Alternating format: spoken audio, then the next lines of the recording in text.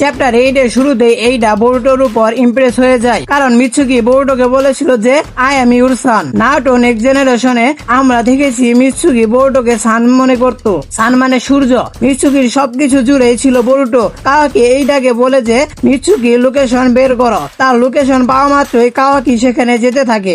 কাওয়াকির সাথে ডেল্টাও আসে। এখন কি তোমরা বলবে ডেল্টা কে?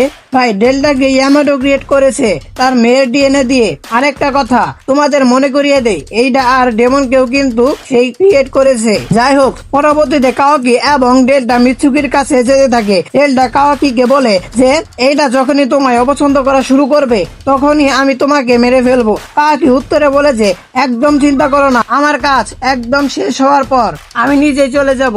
অন্যদিকে আমরা শিকামারুকে দেখতে পাই, সে কোনোহা ভিলেজ নিয়ে চিন্তিত। বোরুটো তাকে চিন্তা করতে নিষেধ করে। সে বলে যে শিনজুরা অর্থাৎ টেন্টেস যে পর্যন্ত না ওসুসুকিকে ডিভাইড করতে পারবে সে পর্যন্ত কোনোহা সেভ আছে।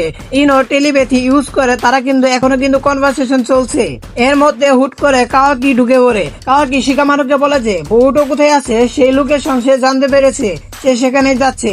সৌভাগ্যবশত বোরুটো কাওয়াকি যাওয়ার আগেই সেখান থেকে চলে যায়। পরবর্তীতে দেখতে পাই মিৎসুকি এটার সাথে দেখা করে। সে এইটাকে জিজ্ঞাসা করে কাওয়াকি তার উপর খেপে আছে কিনা। এইটা বলে যে কাওয়াকি এখন বোরুটোকে ক্যাপচার করতে বিজি, সে রাগ করেনি। মিৎসুকি এইটাকে বলে যে টার্ম এবিলিটির জন্য সে নতুন এক ইমোশনকে বুঝছে, দা ইমোশন অফ লাভ। যাই হোক, এরা লাভ নিয়ে ডিসকাস করুক। মিৎসুকি এবং বোরুটোর বন্ধুত্ব দেখে এইটা ডিসাইড করেছে সে বোরুটোর সাথে দেখা করবে। এর পরবর্তীতে আমরা দুইজন শিনজিকে দেখতে পাই কোনোহা ভিলেজের সামনে। তারা কোনোহা ভিলেজের সামনে দাঁড়িয়ে কথা বলছে।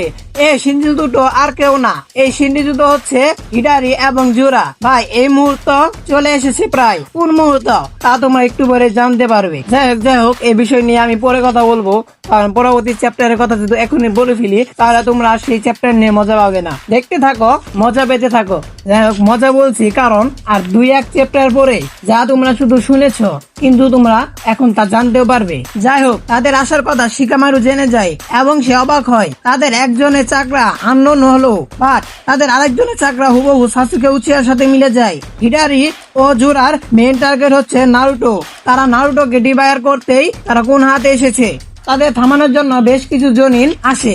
শিকামারু কনফিউজ হয়ে যায় সাসুকে কই, বাট তার চাকরা এলো কোন থেকে। তখন এইটা তাকে বলে যে এটা সাসুকের চাকরা দিয়ে তৈরি হয়েছে শিনজি, তার নাম হচ্ছে হিডারি। অন্যদিকে জুরা এবং হিডারি সেই সব জুনিনের অবস্থা খারাপ করে ফেলেছে। বুঝতে পারছো, এরা এই দুইজনের কাছে কিছুই না। এর মধ্যে জুরা একটি বুক স্টোর দেখে খুবই আগ্রহ প্রকাশ করে এন্ড জুরা সেই বুক স্টোরের ভিতরে ঢুকে। মজার বিষয় হলো সে প্রত্যেকটি বই খুব মনোযোগ সহকারে দেখছিল। অন্যদিকে আমরা দেখতে পাই কাওয়াকি হিডারির উপর আক্রমণ করে দিয়েছে। এটা দেখে জুরা কাওয়াকিকে বলে কি জানো তোমরা? সে বলে বুক স্টোরে যেন কিছুই না হয়। এরপর আর কি আমরা জুরা এবং কাওয়াকির মধ্যে একটা যুদ্ধ দেখতে পাই। বুঝতে পারছো, জুরা অনেক বেশি পাওয়ারফুল। কাওয়াকি তার কাছে পাতাই পায় না। হুট করে জুরা বলে যে সে নারুটোর খোঁজ পেয়ে গেছে। হিডারি তাকে জিজ্ঞেস করে তুমি কি শিওর? জুরা বলে যে সে নারুটোর মধ্যে থাকা টেলবিশকে শনাক্ত করেছে।